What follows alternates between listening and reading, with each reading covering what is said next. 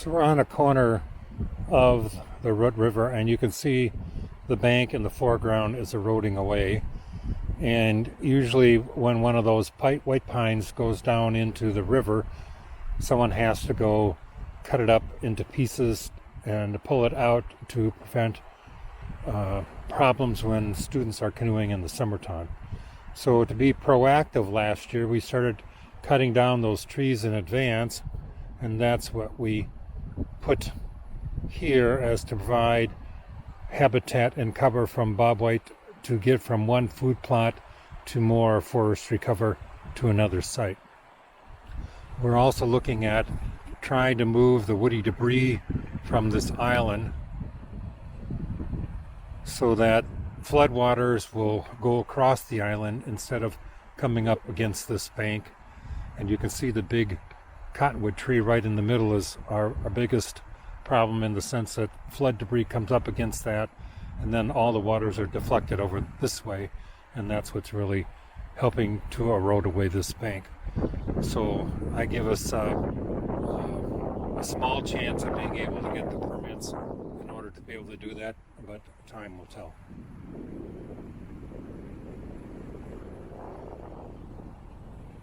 I have an immature bald eagle flying across above those pine trees.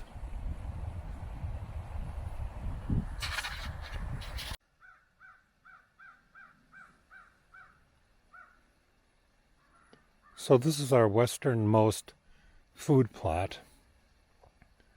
We take an area and we leave half of it idle. This is a food plot a year ago, and we have a spruce tree in the middle with some brush nearby to provide cover, and this provides weed seeds and other things for quail and turkeys and pheasants to eat. And then this is our food plot from this year that has more food available, but once again a couple of spruce trees in the middle. And if you look closely up on the hill back behind us, you can see where turkeys have been scratching and feeding. And there are turkey tracks in the snow where they have been walking across.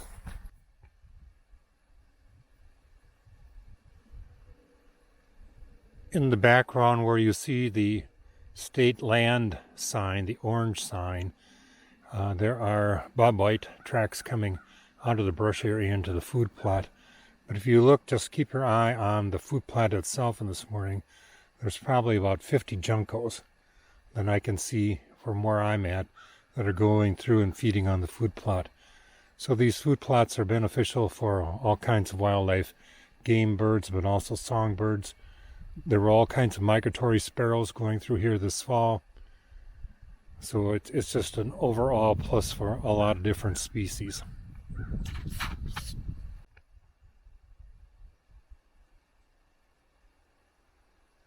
We took trees that I mentioned earlier and have turned them into habitat for bobwhite quail and pheasants to provide cover. And originally it was just some pine trees that I'll show you in a minute, and I've been cutting those upper branches down and trying to consolidate them into provide more cover. So the first one that we have here, I ended up using cedar to provide the extra density and cover, and I left the cedar bowl with stems about a foot to 18 inches long to keep it off the ground instead of having it laying on the ground, and then put the branches around. And I will do some more work on this later on next summer that you'll see hopefully by then. And then the second one here, I ended up using black oak branches, very gnarly black oak branches, and you should be able to see looking up into the woods now where turkeys have been feeding. So this is a south-facing slope. It's ideal for bobwhite and other birds to be able to scratch. The snow melts away the first, so it provides them good food and habitat, especially when it's connected back to the food plots.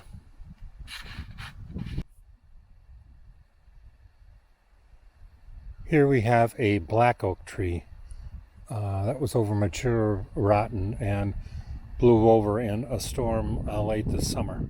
And you can see this provides ideal habitat for bobwhite in the sense that the quail can get in easily, but it would prevent any other predator, be it hawk or coyote or raccoon, fox, from trying to chase them inside of that cover. And then you can see the other trail of pine trees we have going from the woods here, extending all the way down to the food plot and the spruce trees that you saw before.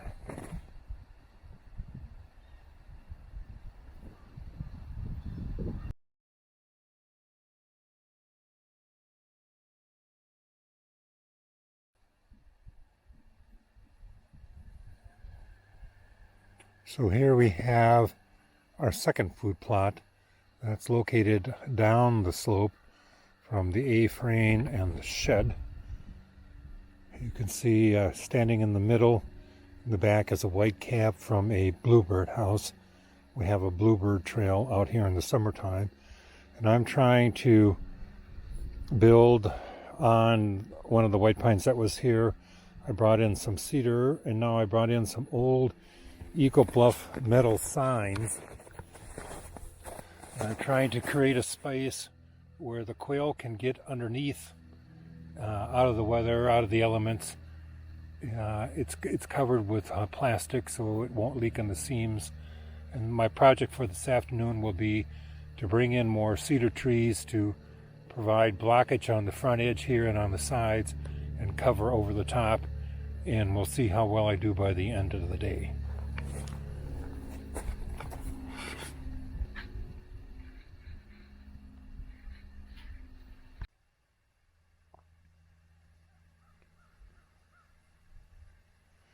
So since this morning, we pulled in 2 cedars, cut them into pieces, put some of the small bowls underneath the metal Bluff signs, put the other pieces along the front edges, and then put the branches on top. This afternoon, to the right, I'm going to pull in a couple more cedars and basically do the same thing. Leave the bowls, as you can see, with branches that are about a foot long, so they stay off the ground so the quail can get underneath, and then pile the fine branches on top. So I'll have one more photo yet this afternoon when we finish up how things will look. And that should make it wide enough to be a good covey headquarters.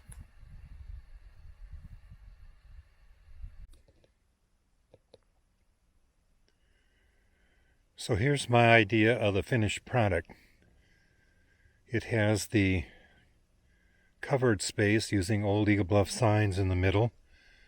It has entrances that should hopefully block predators from getting easily in.